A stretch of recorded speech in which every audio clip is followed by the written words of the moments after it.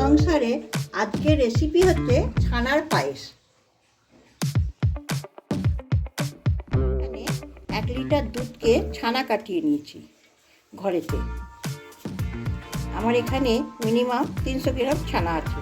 ছানাটা কিন্তু আমি আন্দাজেই বলছি, আমি 1 লিটার দুধে কাটিয়েছি 300 গ্রামের মতনই দাঁড়াবে, তার থেকে বেশি হবে। এখানে 1 চামচি ময়দা নিয়ে নিয়েছি। এটা চালের গুঁড়ি, গোবিন্দভোগ চালের গুঁড়ি, আমি এখানে 2 চামচ দিয়ে দিচ্ছি। চালের গুঁড়িটা দিতেই হবে, গোবিন্দভোগ নাহলে আলো চালের গুঁড়ি। এটা দিয়ে ভালো করে আমি মেখে নেব।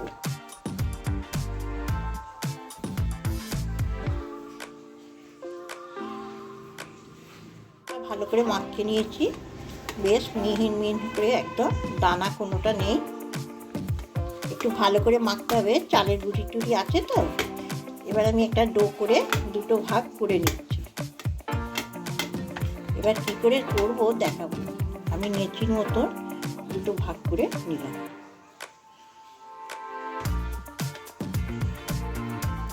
ঘরে ছানাটা কাটিয়ে যদি করেন খুব সুন্দর লাগবে পায়েসটা খেতে।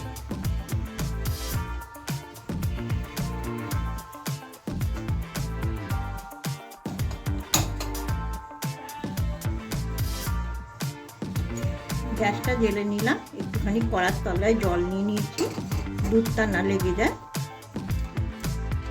আমি 1/2 লিটার দুধ নিয়ে নিয়েছি।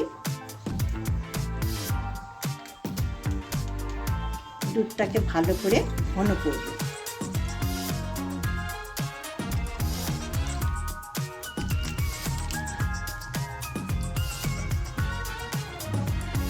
দুধটা একটু ভালো করে নেড়ে দিলাম। এটাকে একদম 1/2 লিটার দুধকে আমি 250 ml করব।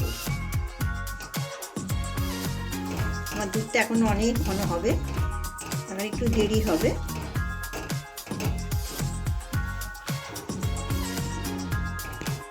একটা তেজপাতা দিয়ে দিলাম। ছোট এলাচ দেবো না, কেন নতুন গুড় তো, খেজুরের গুড় দেবো, ঝোলা গুড়, ওই জন্য আমি ছোটো এলাচ দেবো না।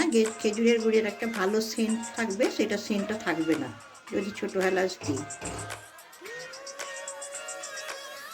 A few moments later. কিন্তু হাফ লিটার ছিল, এখানে 250 ml দাঁড়ালো দুধটা।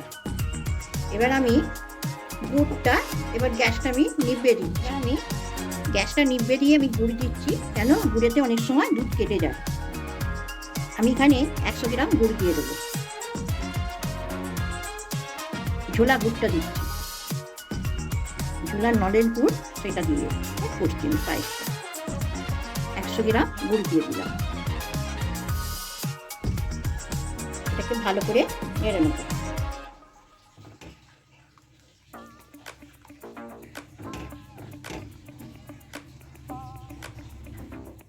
ছোট্ট একটা গেটার নিয়ে নিয়েছি। এতে এবার ছানাটাকে আমি এখানে প্রেস করে করে দেবো।